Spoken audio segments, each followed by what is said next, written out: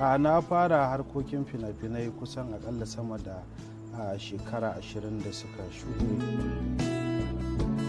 Nakan duba wasu idan na ga lalle sun cancanta ni ya dace na yi, zan ce zan yi.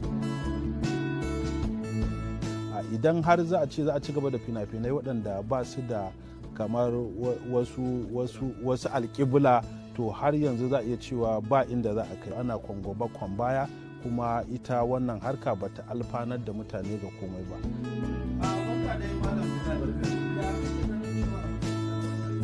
Kasancewar ina cikin ɗan fim ko kuma gudanar da harkar fina-finai, shirin ba zai daɗi ba idan har ko da yaushe zan zama na cewa ina goyon bayan baƙi na 'yan fim ko ba 'yan fim ba kan gaskiya suka faɗa ko ba gaskiya suka faɗa.